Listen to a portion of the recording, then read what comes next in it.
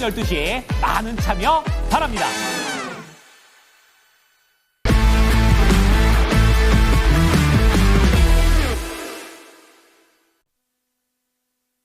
네, 입슈 딥다이브로 이어가 보도록 하겠습니다. 오늘 이 시간에는 루크투자연구소의 임순재 대표와 함께하겠고요. 미르경제연구소 정태근 이사 두 분과 함께하겠습니다. 안녕하세요. 네, 반갑습니다. 네, 어제 상승분들 오늘 시장 다 반납을 했습니다. 아무래도 미국 국채가 신용등급 강등에 의해서 국채도 안 팔리다 보니까 미국 주식도 어제 전부 다 좀 하락하는 모습의 증시도 보였고요. 그러다 보니까 우리 국내 증시에도 악영향을 끼치고 있습니다. 그럼 첫 번째 주제 어떤 종목으로 만나보면 좋은지 이슈부터 확인해 보시죠. 네, 오늘 첫 번째 주제는 이렇게 준비해 주셨습니다. 미국채 금리 급등, 그리고 달러 약세, 원화 강세에 따른 대응 전략은 어떻게 살펴보면 좋은 건가? 먼저 임순재 대표님부터 한번 이야기해 주시죠. 어떤 부분들을 살펴보는 게 좋을까요? 네, 전일 미국 국채가 급등을 했었죠. 내용을 본다라고 하게 되면 미국에 대한 신용등급 하락, 그 이슈보다는 미국 내에 이제 재정 적자 확대 우려감이 시장에 크게 미쳤다라고 보시는 게 맞을 것 같습니다. 최근 이제 미국 의회에서 지금 예산안이 지금 계속 논의가 중에 있는데, 예산안을 보면 지금 트럼프 대통령이 원하는 게 감세 패키지와 그 다음에 이제 비용을 지출을 유지한다라는 그런 내용입니다. 이 내용이 고스란히 지금 예산안에 반영이 돼 있다 보니까 지금 감세가 진행이 되고 여기에 지출은 줄이지 않는다라고 하게 되면 미국 내에서의 재정 적자는 지금보다 더 확대될 수밖에 없는 거고요. 그러다 보면 좀 더 이런 이제 재정 적자를 메꾸기 위해서 좀 더 많은 채권들이 발행할 수밖에 없다라는 게 이제 시장 예상이다라고 보시면 될 것 같습니다.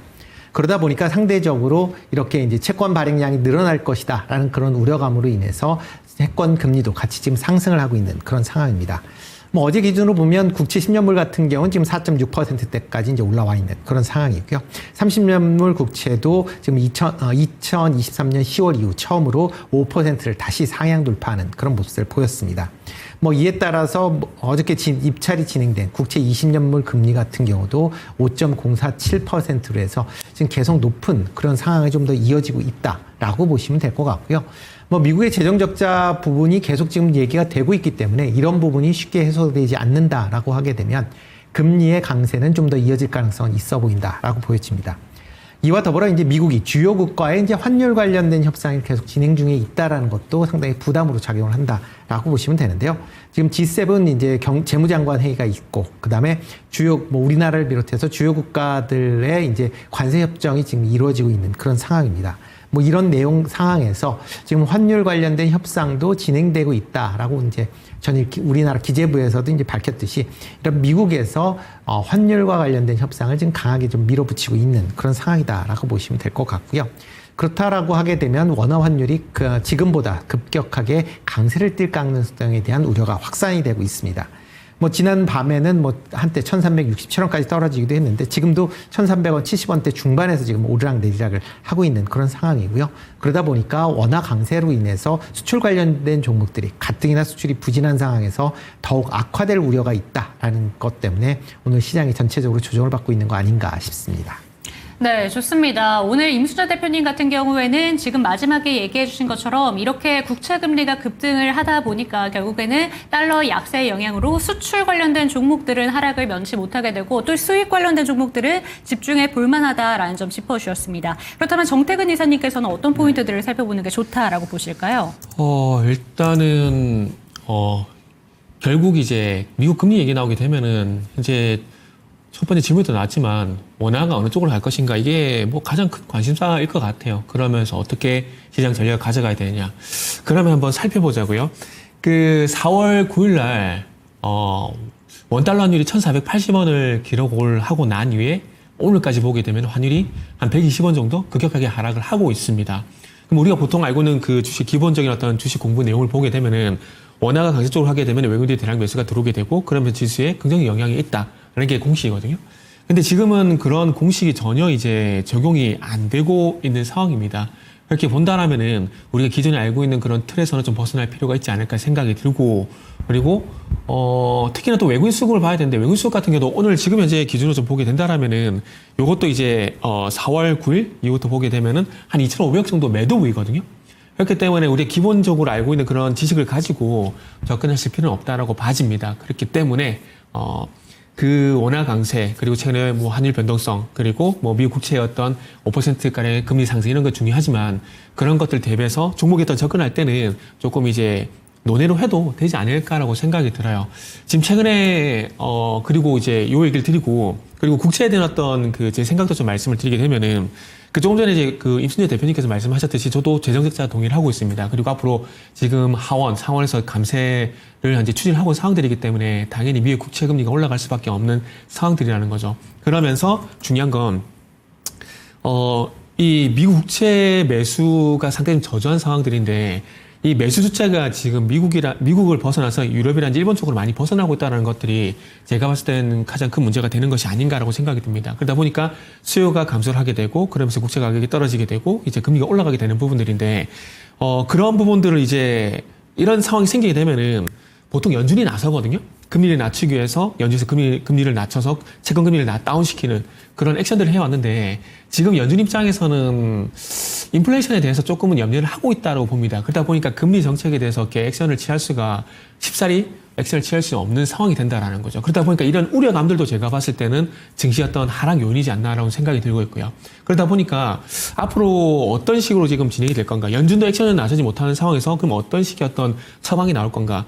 아마 그 향후에 최근에 SLR 얘기가 상당히 많이 나오고 있는데 요게 과거에 이제 아시겠지만 리만 사태를 겪다 보니까 은행 쪽에 은행의 자본을 충분히 쌓아놓도록 하는 규제가 정책이 뭐 SLR이라 보시면 될 것 같습니다. 그 규제 때문에 지금 은행들이 어떤 자본 지출이 좀 묶여 있는 상황들인데 아마 이런 부분들을 추후에 좀 완화를 하지 않을까 생각이 들어요. 그러면서 미국 대형은행들의 SLR 규제를 완화시키게 되면서 미국 대형은행들이 또 미국 국채 매수처를 나서주게 된다라면은 아마 또 국채금리가 또 하락하지 않을까 생각이 들어요. 이 부분에 대해서는 연준도 그렇게 반대하지 않은 상황들이기 때문에 그 트럼프도 마찬가지로 동의를 하고 있는 상황들이고요. 그래서 앞으로 아마 이런 흐름들이 나오게 되면서 금리가 좀 진정세를 보이지 않을까 생각이 들고 하지만 그 이전까지는 아마 미국 국채 금리가 좀 상당히 높게 좀 유지가 되지 않을까 그런 생각이 듭니다. 그리고 높게 유지되는 상황들 속에서 시작된 리스크로 이런 생각을 할 것 같고요. 그래서 뭐 이렇게 뭐 저는 그렇게 시나리오를 현재 생각을 하고 있다라고 생각하시면 될 것 같아요. 네, 지금 얘기해 주신 이 SLR 정책 자체가 보완적 레버리지 규제라고 합니다. 그렇기 때문에 이게 실행이 된다면 시장은 또 한 바퀴 달라질 수 있다라는 점을 짚어주셨는데 이제 탑픽 종목들이 궁금해집니다. 임순재 대표님께서 오늘 들고 오신 종목이 파라다이스 들고 오셨는데 사실 이 종목 같은 경우에는 한한령 해제에 대한 기대감도 받아가고 있고 여기에 대한 추가적인 오늘 강세 흐름까지 나타나고 있는 것 같습니다. 먼저 화면을 통해서 어떤 종목들 각자 들고 오셨는지 확인해 보도록 할 텐데요. 파라다이스 어떤 포인트들을 살펴보는 게 좋을까요? 네, 일단 뭐 파라다이스 같은 경우는 뭐 대표적으로 이제 카지노 관련된 종목이다라고 보시면 될 것 같고요. 뭐 원화가 강세를 보인다라고 하게 되면 그만큼 이제 뭐 해외에서 국내로 들어올 때 이제 뭐 국내에서 할 수 있는 게 좀 더 많아질 수 있다라고 보시면 될 것 같습니다.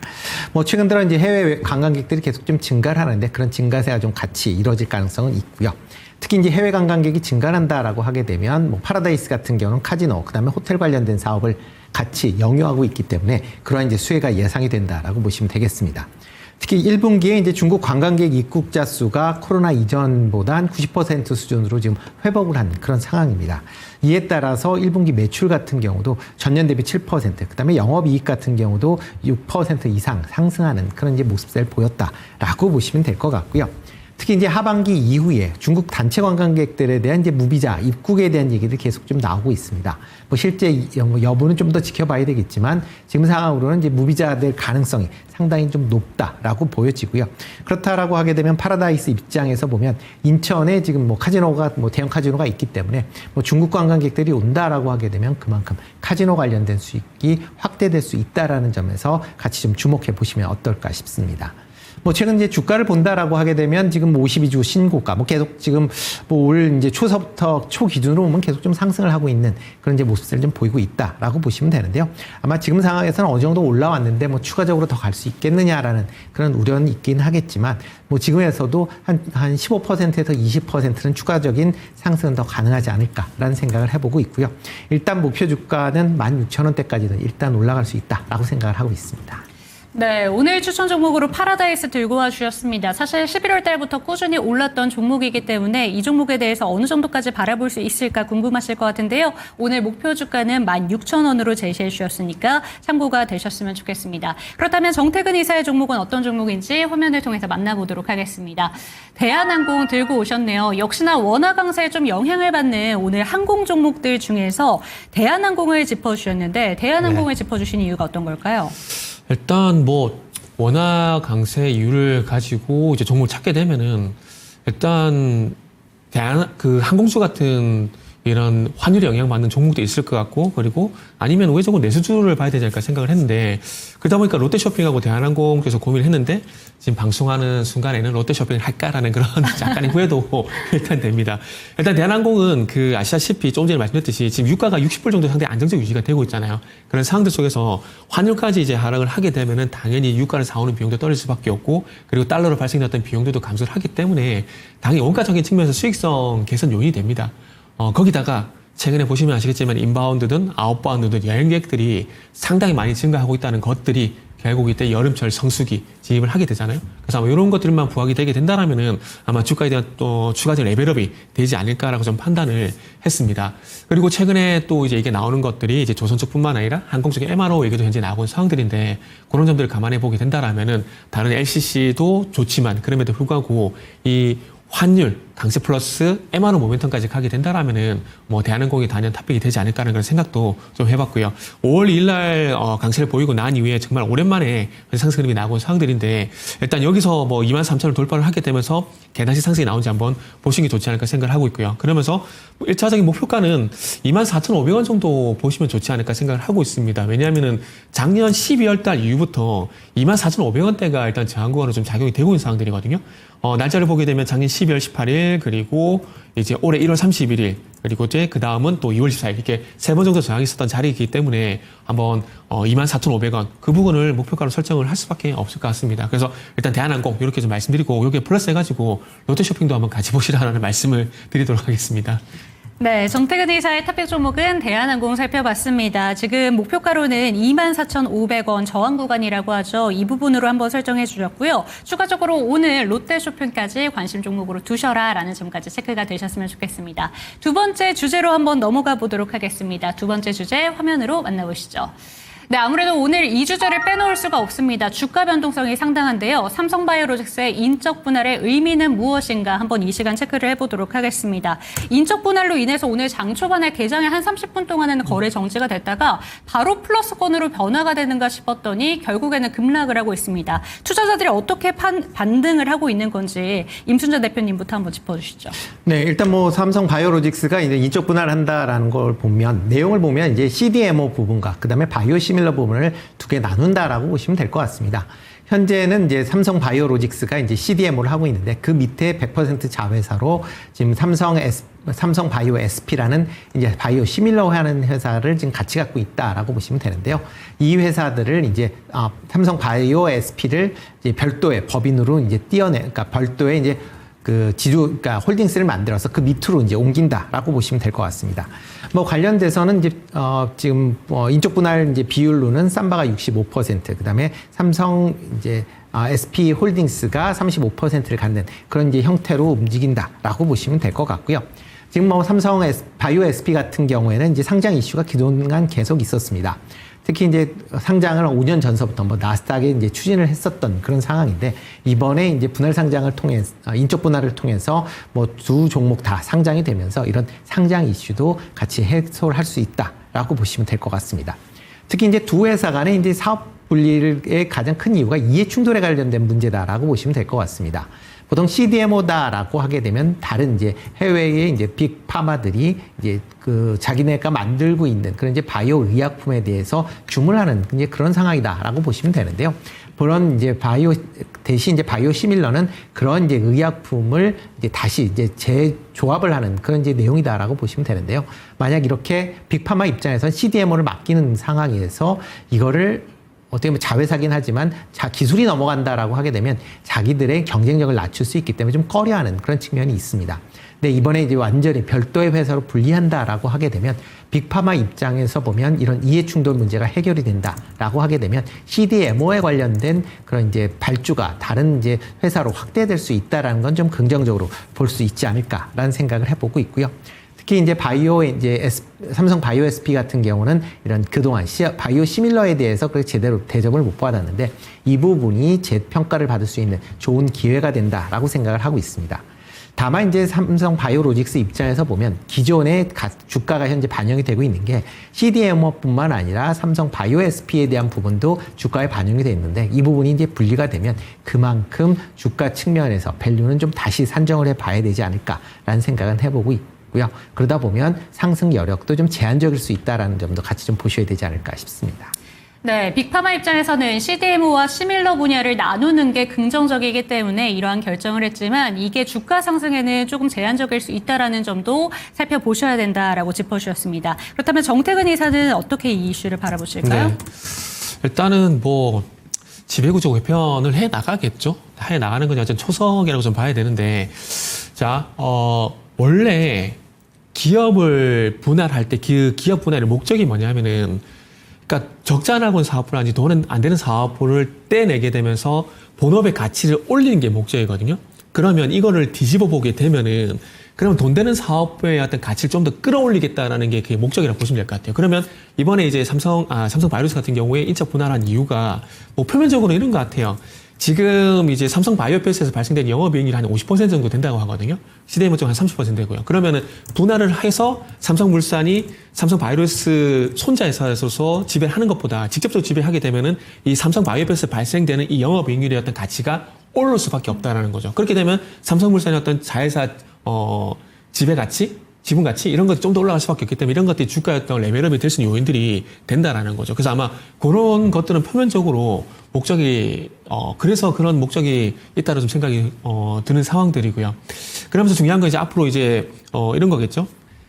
과거에도 한번 삼성 바이오패스를 나스닥에 한번 상장하려고 시도를 했었었는데 아마 분할하고 난 다음에 아마 상장을 다시 한번 하지 않을까라고 생각이 들고 있습니다. 그리고 삼성전자가 최근에 M&A를 적극적으로 나서고 있는 상황들이잖아요. 그렇게 본다라면은 이 상장을 통해서 만약 자금이 들어오게 된다라면은 거기에 어떤 자금 수혈이 삼성물산이라든지 그리고 삼성전자 쪽으로 연결이 될 수 있기 때문에 아마 이런 것도 노린 게 아닌가라는 생각을 하고 있습니다. 하지만 그것보다는 제가 봤을 때 직접적인 이유는 안정적인 지배구조라고 생각을 하고 있습니다. 왜냐하면은 인적 분할을 하고 난 다음에 지주사를 만들게 되면은 그 지주사만 지배를 하더라도 당연히 아래 자회사들은 충분히 지배가 되는 상황들이거든요. 그렇게 된다면 안정적인 어떤 경영이 진행될 수 있고 그리고 안정적인 어떤 지배가 가능한 상황들이기 때문에 제가 봤을 때는 자금 유치 플러스 아마 경영 안정 목적, 확실한 지배구조 확립 이런 것들이 제가 볼 때 목적이지 않나라고 생각을 하고 있습니다. 최근에 이재용 회장의 어떤 행보가 빨라졌다는 점을 감안해 보게 된다라면은 제가 볼 때 후자의 어떤 목적이 좀 더 강하지 않나라고 생각을 하고 있습니다. 네, 바이오에피스의 영업이익률을 끌어올림으로써 나스닥에 상장하는 것을 다시 한번 추진할 수 있다라는 그런 내용까지 짚어주셨습니다. 결국에는 삼성그룹주 전반으로도 자금이 조금 더 긍정적으로 들어갈 수 있다라는 점도 짚어주셨는데 그렇다면 탑픽 종목들 어떤 종목들 들고 오셨는지 화면을 통해서 만나보도록 하겠습니다. 먼저 임순재 대표님의 종목 한번 살펴보시죠. 삼성물산 들고 오셨습니다. 오늘 삼성물산이 같이 영향을 받는 게 이 삼성바이오로직스의 지분을 43.1% 보유한 최대 주주이다라는 내용이 나오고 있습니다. 어떻게 바라보는 게 좋을까요? 네, 방금 말씀했듯이 이제 삼성물산 같은 경우는 이제 삼바의 이제 최대 주주이다라고 보시면 될 것 같고요. 두 회사가 이제 분리돼서 이제 다 상장이 된다라고 하게 되면 두 회사에 대한 이제 밸류 평가를 이제 재평가를 받아야 된다라고 보시면 될 것 같고요. 특히 이제 삼성 바이오 SP에 대한 평가가 아마 상당히 높게 평가될 가능성은 좀 있어 보입니다. 그렇다라고 하게 되면 그거에 따른 평가 이익에 대한 수혜가 당연히 있을 수밖에 없다라고 보시면 될 것 같고요. 그런 점에서 이제 삼성물산 관심 있게 보시면 될 것 같고, 삼성물산 본연에 본다라고 해도 최근에 이제 어제 나왔죠. 이제 우주산업에 대한 이제 투자를 확대하겠다라는 부분, 그 다음에 향후 원전 관련된 부분에 대한 부분도 계속 기대감들이 여전한 그런 상황입니다. 그리고 본업인 이제 건설 관련된 부분도 최근에 재정비 사업 자체가 상당히 지금 수주를 확대하고 있는 그런 모습을 보이고 있고요. 그러다 보면 건설 관련된 부분의 매출 확대도 같이 생각해 볼 수 있다. 그럼 뭐 실적 측면에서 상당히 좋게 볼 수 있다라는 점에서 보면 뭐 물론 이제 오늘 윗꼬리가 길게 달리는 그런 이제 상황이긴 하지만 뭐 그래도 한번은 관심 있게 보실 필요가 있지 않을까 싶습니다. 네, 그렇다면 목표가랑 손절가는 어느 정도로 제시해 주시는지도 궁금합니다. 삼성 바이오로직스 인적 분할의 의미에 대해서 이야기를 해주시면서 오늘 탑픽 종목으로는 삼성물산 짚어주셨는데요. 어떻게 살펴보는 게 좋을까요? 일단 뭐 1차적으로 본다라고 하게 되면 16만 원대까지 뭐 충분히 올라갈 수 있다라고 보시면 될 것 같고요. 그 이후에 만약 이제 최종적으로 양 회사들이 다 상장이 된다라고 하게 되면 그 이상으로도 같이 확인을 해 보실 필요가 있지 않을까 싶습니다. 뭐 손절은 뭐 주가가 뭐 크게 지금 이제 바닥권에 한 11만 원대가 계속 지금 지지선을 보이고 있기 때문에 그 정도 간다라고 하게 되면 뭐 매도보다는 아마 그 수준에서는 아마 비중을 확대하셔도 되지 않을까라는 생각을 해보고 있습니다. 네, 삼성물산입니다. 16만 원 목표가 잡아주셨고 11만 원 손절가를 제시해 주시긴 하셨지만 이때까지 혹시라도 눌리게 된다면 오히려 모아가기 전략까지 유효하다라는 점 체크가 되셨으면 좋겠습니다. 정태근 이사의 탑픽 종목으로 넘어가 보도록 하겠습니다. 어떤 종목 들고 오셨을지 화면으로 만나보시죠. 네, 정태근 이사의 종목은 어떤 종목일까요? 지금 본다면 지금 바이넥스 들고 오셨습니다. 사실 궁금했던 게 이 바이넥스랑 이 삼바랑 어떤 그런 영향을 좀 찾아볼 수 있는 건가 조금 더 구체적으로 이야기를 들어보고 싶습니다. 탑픽 종목으로 들고 오신 이유가 어떤 걸까요? 네, 바이넥스를 가지고 온 이유는 일단 뭐 삼성 바이오로스 인적 분할보다는 최근에 미국 FDA가 삼성 바이오로스 송도 공장을 실사를 하고 있다는 점에 좀 주목을 해봤습니다.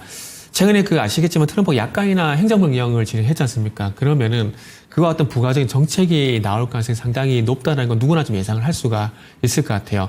그러면 이 약간이나 유도하기 위해서는 일단은 이 신약 개발, 약 개발에 대한 비용들을 어떻게 누가 부담하게 될 것인가, 그 부담을 얼마만큼 완화시킬 건가, 그게 또 관건인데, 그거 플러스 해가지고 이 약가를 원하는 대로 낮추기 위해서는 아마 바이오시밀러가 좀 되지 않을까라고 생각이 들어요. 1기 때도 마찬가지로 이제 바이오시밀러 促진 정책을 진행했던 점을 감안해 보게 된다라면은 추후에 뭐 제넬이 됐던 바이오시밀러가 됐던 정책이 나오지 않을까 생각이 좀 듭니다. 그러면 이 바이오시밀러 정책을 좀 진행을 하게 되면서 또 중요한 건 이제 중국 쪽으로 이제 규제를 또 할 거라고 보거든요. 지금은 얘기가 좀 조용해졌지만 생물보안법 같은 것들 다시 나오게 되면서 대중국 규제가 진행될 거라고 보고 있는데, 그럼 우시라든지 이런 회사들이 어떤 제재가 들어가게 되면 대신 어떤 생산할 곳이 필요하다고 봅니다. 그리고 이게 제재를 한다고 해서 100% 바로 이제 이게 교체가 되는 건 또 아니거든요. 그렇기 때문에 시간을 벌기 위해서 아마 우방국대 때 CDMO를 활용할 가능성이 저는 개인적으로 상당히 높다고 생각합니다. 아마 그런 목적 때문에 제가 봤을 때는 삼성 바이오로스였던 실사를 진행한 것이 아닌가 생각이 들고, 그러다 보니까 이 삼성 바이오로스였던 CDMO 능력, 이것들을 아마 검증을 한 게 아닌가 생각이 됩니다. 그러다 보니까 바이오시밀러 플러스 CDMO와 연관성 있는 종목들에 좀 관심을 가져야 되는데, 바이넥스 같은 경우는 이제 바이오시밀러 관련된 어떤 모멘텀이 있냐면, 셀트리온의 바이오시밀러 제품에 대한 어떤 생산 허가를 FDA 현재 받은 상황입니다. 이렇게 본다면은 바이오시밀러에 대한 얘기가 나오게 되면 셀트리온이 수혜긴 한데, 셀트리온은 뭐 짧게 말씀드리면 지배구조 개선 때문에 아마 바이오시밀러 정책에 대한 이슈가 반영이 안 될 겁니다. 그러다 보니까 거기에 생산 허가를 받은 바이넥스가 좀 수혜가 될 거라고 보고 있고, 그리고 지금 이제 바이넥스 같은 경우는 유럽이라든지 미국에서 인증을 받은 아시아 유일의 중소형 CDMO입니다. 그래서 그런 관점에서 보게 된다라면은 아마 CDMO 관련돼 가지고는 삼성 바이오로스 그리고 바이넥스가 부각이 될 수밖에 없다는 점을 말씀드릴 수가 있는 것들이죠. 그래서 그런 연유에서 일단 오늘 저는 바이넥스 준비를 했고, 오랜만에 바이오 쪽으로 분위기가 좀 오는 것 같은데 시장 분위기가 너무 안 좋아요. 그래서 오늘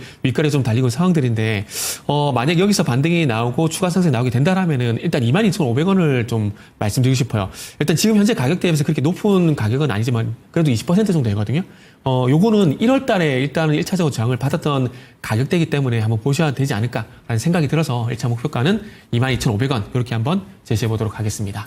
네, 관련돼서 바이넥스까지 살펴주셨습니다. CDMO 관련돼서 이 종목도 눈여겨보셔야 된다라는 이야기 해주시면서 목표가 22,500원 제시해 주셨으니까요. 참고가 되셨으면 좋겠습니다. 오늘 말씀, 좋은 말씀 감사드립니다. 네, 감사합니다. 네, 이제 시장에서 분위기를 한번 읽어보도록 하겠습니다. 지금 조선 종목들 좀 조정이 나오고 있는데 오늘 시장이 전반적으로 하락하고 있는 가운데 0.5%대에서 2%대 정도의 약세를 보이고 있습니다. 그럼에도 불구하고 조선 종목들은 여전히 시장의 주도주의다라는 이야기를 해주신다고 하는데요. 거인의 시선에서 금산 전문가와 함께 조선 종목들에 대한 이야기 챙겨가시기 바랍니다. 이어가 보시죠.